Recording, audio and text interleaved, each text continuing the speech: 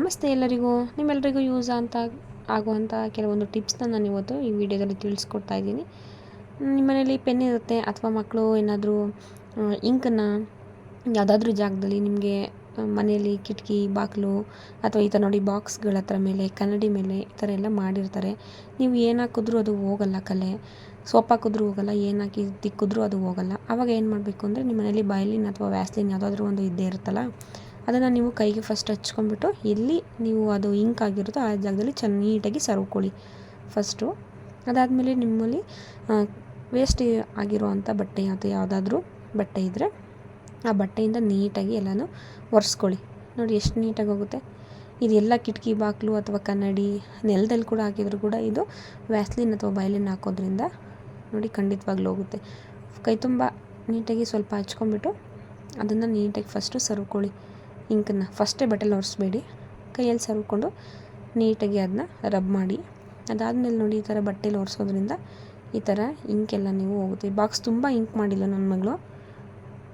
ನಾನಿದು ಬಯಲಿನ ಹಾಕ್ಕೊಂಡು ನೀಟಾಗಿ ಒರೆಸಿದ್ದೀನಿ, ಕಂಪ್ಲೀಟಾಗಿ ಹೋಗಿದೆ. ಈ ಟಿಪ್ ನಿಮಗೆ ಇಷ್ಟ ಆಗಿದ್ದರೆ ನನ್ನ ಚಾನಲ್ನ ಸಬ್ಸ್ಕ್ರೈಬ್ ಮಾಡ್ಕೊಳ್ಳಿ, ಲೈಕ್ ಮಾಡಿ, ಹಾಗೆ ಶೇರ್ ಮಾಡಿ. ಮತ್ತು ಬನ್ನಿ ನೆಕ್ಸ್ಟ್ ಟಿಪ್ನ ನೋಡೋಣ. ನೋಡಿ ಬಾಕ್ಸ್ ಎಷ್ಟು ನೀಟಾಗಿ ಕ್ಲೀನ್ ಆಗಿದೆ. ನೆಕ್ಸ್ಟ್ ಟಿಪ್ ಬಂದು ನೀವು ಸೋಪು ಅಥವಾ ಬಟ್ಟೆ ಒಗೆಯೋ ಸೋಪು, ನಾರ್ಮಲ್ಲು ಬಳಸೋವಂಥ ಸೋಪು, ಮುಖಕ್ಕೆ ಬಳಸೋವಂಥ ಸೋಪು ಯಾವುದಾದ್ರೂ ಆಗಿದ್ದರೆ ನೀವು ಸ್ವಲ್ಪ ಅದು ಸೌದೋಗ್ತಿದ್ದಂಗೆ ಎಸ್ಬಿಡ್ತೀರಾ, ಅಥವಾ ಇದು ವೇಸ್ಟ್ ಆಗುತ್ತೆ, ಇದನ್ನು ಸಣ್ಣಗಿರುತ್ತೆ, ಅದನ್ನು ಕೈ ತುಂಬ ಸಿಗಲ್ಲ ಇಟ್ಕೊಳ್ಳೋದಕ್ಕೆ. ಇದು ಯಾವ ಥರ ನಾವು ಯೂಸ್ ಮಾಡ್ಕೊಳ್ಳೋದು ಅದಕ್ಕೆ ಅಂತ ವೇಸ್ಟ್ ಮಾಡಿಬಿಡ್ತೀರಾ. ಆ ಥರ ಏನು ವೇಸ್ಟ್ ಮಾಡ್ಕೋಬೇಡಿ. ನೋಡಿ ಈ ಥರ ನಾನು ಸ್ವಲ್ಪ ದಪ್ಪದ ಇನ್ನೂ ಸೌದಿರಲಿಲ್ಲ ಅದು, ಆ ಸೊಪ್ಪನ್ನೇ ನಾನು ಅದಕ್ಕೆ ಅಂಟಾಕಿ ತೋರಿಸ್ತಾ ಇದ್ದೀನಿ. ನೋಡಿ ಈ ಥರ ಅಂಟ್ಕೊಳ್ಳುತ್ತೆ. ಸ್ವಲ್ಪ ಹೊತ್ತು ನೆನೆಸ್ಬಿಡಿ, ಅದು ಗಟ್ಟಿ ಇದೆ ಅಂದರೆ ಸ್ವಲ್ಪ ಹೊತ್ತು ನೆನೆಸ್ಬಿಟ್ಟು ಈ ಥರ ಚೆನ್ನಾಗಿ ಪ್ರೆಸ್ ಮಾಡಿ ಆರ್ಕೊಳ್ಳೋಕೆ ಬಿಡಿ. ತಕ್ಷಣ ಯೂಸ್ ಮಾಡಬೇಡಿ. ಈ ಥರ ಆರ್ಕೊಳ್ಳೋಕೆ ಬಿಟ್ಟರೆ ನೋಡಿ ಈ ಥರ ನೀಟಾಗಿ ಅಂಟ್ಕೊಳ್ಳುತ್ತೆ. ಯಾವ ಸೋಪು ಕೂಡ ವೇಸ್ಟ್ ಆಗೋಲ್ಲ. ನೆಕ್ಸ್ಟ್ ಬಂದು ನೀವು ಮುಖಕ್ಕೆ ಯೂಸ್ ಮಾಡುವಂಥ ಸೊಪ್ಪು ಸಂತೂರು, ಮೈಸೂರು ಸ್ಯಾಂಡಲ್ ಆಗಲಿ, ಯಾವ ಸೋಪಾದರೂ ಆಗಿರಲಿ ನೋಡಿ ಈ ಥರ ಒಂದು ಹೊಸ ಸೋಪ್ ತಗೊಳ್ಳಿ. ಆ ಸೋಪ್ಗೆ ನೋಡಿ ಹಳೆ ಸೋಪಿಲಿ ಸೌದೋಗಿದೆ, ಇದನ್ನು ಅಷ್ಟೊಂದು ನೊರೆ ಬರ್ತಿರಲ್ಲ ಮತ್ತು ಹಿಡ್ಕೊಳ್ಳೋಕ್ಕೆ ನೀಟಾಗಿ ಸಿಗ್ತಾ ಇರಲ್ಲ. ಹಾಗಾಗಿ ಇದು ವೇಸ್ಟು, ಇನ್ನೇನು ಇದರಲ್ಲಿ ನೊರೆನೇ ಬರ್ತಿಲ್ಲ, ಇನ್ನೇನು ಯೂಸ್ ಆಗುತ್ತೆ ಅಂತ ಎಸ್ಬಿಡ್ತೀರಾ. ಆ ಥರ ಎಲ್ಲ ಎಸೆಯೋಕೋಬಿಡಿ. ಸ್ವಲ್ಪ ಹೊತ್ತು ಚೆನ್ನಾಗಿ ನೆನೆಸ್ಬಿಡಿ ಹಳೆ ಸೋಪನ್ನ. ಅದ್ರ ಮೇಲೆ ನೋಡಿ ಈ ಥರ ಚೆನ್ನಾಗಿ ಪ್ರೆಸ್ ಮಾಡಿ, ಮೇಲಿಂದ ಇಟ್ಬಿಟ್ಟು ನೀಟಾಗಿ ಪ್ರೆಸ್ ಮಾಡಿ ಆರ್ಕೊಳ್ಳೋಕೆ ಬಿಡಿ.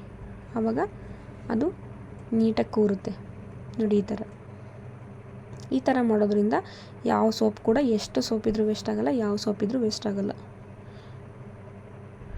ನೀವು ಪಾತ್ರೆ ಬೆಳಗೋ ಸೋಪ್ ಆದರೂ ಇದೇ ಥರ ಯೂಸ್ ಮಾಡ್ಕೋಬೋದು. ಬಟ್ಟೆ ಸೋಪು, ಈ ಥರ ಮೈ ಸೋಪು, ಯಾವ ಸೋಪ್ ಆದರೂ ನೀವು ಇಷ್ಟು ನೀಟಾಗಿ ಯೂಸ್ ಮಾಡ್ಕೋಬೋದು. ಯಾವ ಸೋಪು ವೇಸ್ಟ್ ಆಗೋಲ್ಲ. ನೋಡಿ ಎಷ್ಟು ನೀಟಾಗಿ ಕ್ಲೀನಾಗಿ ಫಿಕ್ಸ್ ಆಗಿದೆ. ನೆಕ್ಸ್ಟ್ ಟಿಪ್ ಬಂದು ನಾನು ಒಂದು ಟಬ್ಗೆ ಕ್ಲಿನಿಕ್ ಪ್ಲಸ್ ಶಾಂಪೂನ ಹಾಕ್ಕೊಳ್ತಾ ಇದ್ದೀನಿ. ಒಂದು ಶಾಂಪು ಅಥವಾ 2 ಶಾಂಪೂನ ಹಾಕ್ಕೊಳ್ಳಿ. ಸ್ವಲ್ಪ ನೀರು ಹಾಕ್ಕೊಳ್ಳಿ. ನೀರು ಹಾಕ್ಕೊಂಡು ಚೆನ್ನಾಗಿ ಮಿಕ್ಸ್ ಮಾಡ್ಕೊಳ್ಳಿ. ಸ್ವಲ್ಪ ನೊರೆ ಬರಬೇಕು. ನೀವು ಯಾವ ಸೀರೆ ಬೇಕಾದರೂ ನೀವು ಈ ಥರ ಶಾಂಪಲ್ಲಿ ತೊಳಿಬೋದು. ನಾನು 2 ಶಾಂಪು ಹಾಕಿದ್ದೀನಿ. ನೀಟಾಗಿ ನೊರೆ ಬರೋವರೆಗೂ ಚೆನ್ನಾಗಿ ಮಿಕ್ಸ್ ಮಾಡ್ಕೊಳ್ಳಿ. ನಂದು ಒಂದು ಫಂಕ್ಷನ್ ಇತ್ತು, ಆ ಫಂಕ್ಷನ್ಗೆ ಹೋಗಿದ್ದೆ. ಅದು ಏನಾಗುತ್ತೆ ಅಂದರೆ ಮೇಲ್ಗಡೆ ಎಲ್ಲ ನಾವು ಅಷ್ಟು ಕ್ಲೀನಾಗಿ ನೋಡಿಕೊಂಡ್ರು ಕೆಳಗಡೆ ಬಾರ್ಡ್ರು ನೆಲದಲ್ಲಿರೋವಂಥದ್ದು ಊಟದಲ್ಲಿ ಹೋದಾಗ ಹೊರಗಡೆ ಮಣ್ಣಲ್ಲಿ ಆಡಬೇಕಾದ್ರೆಲ್ಲ ಧೂಳು ಹಾಗೇ ಆಗಿರುತ್ತೆ. ಅದನ್ನು ನೀವು ತೊಳಿಬೇಕಾಗಿರುತ್ತೆ. ಇದು ಯಾವ ಥರ ತೊಳೆಯೋದು, ಕಲರ್ ಹೋಗ್ಬಿಟ್ರೆ ಅಥವಾ ಇದು ಫುಲ್ ಕಲರೆಲ್ಲ ಹೋಗಿ ಇದು ಬ್ರೈಟ್ನೆಸ್ ಎಲ್ಲ ಕಳ್ಕೊಂಡ್ಬಿಟ್ರೆ ಅಂತ ಯೋಚನೆ ಮಾಡಲೇಬೇಡಿ. ನೋಡಿ ಯಾವ ಸೀರೆ ಆದರೂ ಇಷ್ಟು ನೀಟಾಗಿ ನೀವು ತೊಳ್ಕೊಬೋದು. ನಂದು ಸ್ವಲ್ಪ ರೇಷ್ಮೆ ಮಿಕ್ಸ್ ಸೀರೆ ಇದು. ನಾನು ಇದನ್ನು ಸ್ವಲ್ಪ ಕಲರ್ ಹೋಗುತ್ತೆ, ನಾನು ಇದರಲ್ಲಿ ಸೆಕೆಂಡ್ ಟೈಮ್ ತೊಳಿತಾ ಇರೋದು, ಕಲರ್ ಹೋಗುತ್ತೆ. ಆದರೂ ಕೂಡ ನಾನು ಇದನ್ನು ತೊಳೆದು ಐರನ್ ಮಾಡ್ಕೊತೀನಿ. ಅಷ್ಟು ನೀಟಾಗಿ ಕೂರುತ್ತೆ ಮತ್ತು ನೀಟಾಗಿ ಕ್ಲೀನ್ ಆಗುತ್ತೆ. ಜಾಸ್ತಿ ಹೊತ್ತು ನೆನೆಹಾಕಬೇಡಿ, 1-2 ನಿಮಿಷ ಅಷ್ಟೇ. 1 ನಿಮಿಷ ತೊಳಿರಿ, 2 ನಿಮಿಷ ಜಾಲಿಸಿ ಅಷ್ಟೇ. ಜಾಸ್ತಿ ಹೊತ್ತು ನೆನೆ ಹಾಕಿದ್ರೆ ಕಲರ್ ಹೋಗ್ಬೋದು. ಹಾಗಾಗಿ ನಾನೇನು ನೆನೆ ಹಾಕಲ್ಲ, ಚೆನ್ನಾಗಿ ಜಾಲಿಸ್ತೀನಿ. ಇದು ನೆಲಕ್ಕೆ ಹಾಕ್ಕೊಂಡು ಕುಕ್ಕೋದಕ್ಕೆ ಹೋಗಬೇಡಿ, ಸೋಪ್ ಹಚ್ಚಬೇಡಿ, ಬ್ರಷ್ ಅಂತೂ ಟಚ್ ಕೂಡ ಮಾಡಬೇಡಿ. ಜಸ್ಟ್ ಹಿಂಗೆ ನೀರಲ್ಲಿ ಚೆನ್ನಾಗಿ ಜಾಲಿಸ್ಕೊಳ್ಳಿ. ಶಾಂಪು ನೀರಲ್ಲಿ 1 ಸಲ ಮತ್ತು ಚೆನ್ನಾಗಿರೋ ನೀರಲ್ಲಿ 2 ಸಲ ಅಥವಾ 1 ಸಲ ಚೆನ್ನಾಗಿ ಜಾಲಿಸ್ಕೊಳ್ಳಿ. ನೀಟಾಗಿ ಕ್ಲೀನ್ ಆಗುತ್ತೆ, ಯಾವುದೇ ಧೂಳು ಇರೋದಿಲ್ಲ.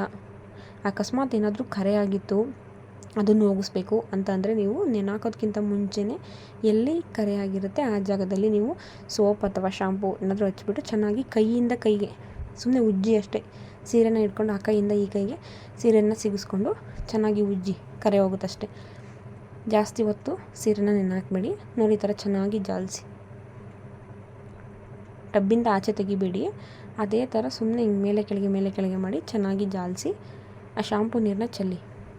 ನೆಕ್ಸ್ಟು ಚೆನ್ನಾಗಿರೋವಂಥ ನೀರನ್ನ 1 ಸಲ ಅಥವಾ 2 ಸಲ ಚೆನ್ನಾಗಿರೋ ನೀರಲ್ಲಿ ಜಾಲಿಸ್ಕೊಳ್ಳಿ. ನೋಡಿ ಎಷ್ಟು ನೀಟಾಗಿ ಕ್ಲೀನಾಗುತ್ತೆ. ನೀವು ರೇಷ್ಮೆ ಸೀರೆ ಬೇಕಾದರೂ ಈ ಥರ ಮಾಡ್ಕೋಬೋದು. ಯಾವುದೇ ರೀತಿ ಏನೂ ಚೇಂಜಸ್ ಆಗೋಲ್ಲ ಸ್ಯಾರೀಲಿ. ನಾನು ಸುಮಾರು ಸೀರೆ ಅಂದರೆ ನಾನು ಆಲ್ಮೋಸ್ಟ್ ಸೀರೆಗಳು ಧೂಳಾಗಿದ್ದರೆ ನಾನು ಇದೇ ರೀತಿ ತೊಳೆಯೋದು. ಈ ಥರ ತೊಳೆದ್ಬಿಟ್ಟು ನೀವು ಆದಷ್ಟು ನೆರಳಲ್ಲಿ ಒಣಹಾಕಿ. ನೆಕ್ಸ್ಟ್ ಟಿಪ್ ನೋಡೋಣ. ನೆಕ್ಸ್ಟ್ ಟಿಪ್ ಬಂದು, ನೀವು ಬಟ್ಟೆ ಒಣಗಾಕಿರ್ತೀರ, ರೋಡ್ ಸೈಡ್ ಮನೆ ಇರುತ್ತೆ, ಗಾಡಿ ವೆಹಿಕಲ್ಸ್ ಓಡಾಡೋದ್ರಿಂದ ಸಖತ್ತು ಧೂಳಾಗ್ತಿರುತ್ತೆ. ಅದನ್ನು ನೀವು ಅವಾಯ್ಡ್ ಮಾಡಬೇಕು. ಬಟ್ಟೆ ಕ್ಲೀನಾಗಿರಬೇಕು, ಧೂಳಾಗಬಾರ್ದು. ಹಸಿ ಬಟ್ಟೆ ಇರೋದ್ರಿಂದ ಧೂಳು ಆಟೋಮೆಟಿಕಲಿ ಬೇಗ ಅಬ್ಸರ್ವ್ ಆಗುತ್ತೆ. ಆವಾಗ ನೀವೇನು ಮಾಡಬೇಕು ಅಂದರೆ ನಿಮ್ಮ ಮನೇಲಿ ಇರೋವಂಥ ಹಳೆ ಸೀರೆ ತೊಗೊಳ್ಳಿ. ನೋಡಿ ಬಟ್ಟೆ ಒಣಹಾಕ್ಬಿಟ್ಟು ಕ್ಲಿಪ್ಸ್ ಹಾಕಬೇಡಿ. ಹಳೆ ಸೀರೆ ತೊಗೊಂಡು ಆ ಬಟ್ಟೆ ಮೇಲೆಲ್ಲ ನೀಟಾಗಿ ಕವರ್ ಮಾಡ್ಕೊಳ್ಳಿ. ಫಸ್ಟಿಂದ ಕೊನೆವರೆಗೂ. ನೀವು ಜಾಸ್ತಿ ಬಟ್ಟೆ ಒಣಹಾಕಿದರೆ 2 ಸೀರೆ ಕವರ್ ಮಾಡ್ಕೊಳ್ಳಿ. ಅಥವಾ ಕಡಿಮೆ ಬಟ್ಟೆ ಇದ್ದರೆ 1 ಸೀರೆನ ಕವರ್ ಮಾಡ್ಕೊಳ್ಳಿ. ನೋಡಿ ಈ ಥರ ಸೀರೆ ಫುಲ್ ಕವರ್ ಮಾಡ್ಕೊಳ್ಳಿ. ಹಿಂದೆ ಮುಂದೆ 2 ಕಡೆಯೂ ಲಾಕ್ ಆಗುತ್ತೆ. ಫುಲ್ ಕವರ್ ಆಗಿರೋದ್ರಿಂದ ನೋಡಿ ಹಿಂದೆ ಮುಂದೆ ಒಂದೇ ಸಮ ಮಾಡಿದ್ದೀನಿ.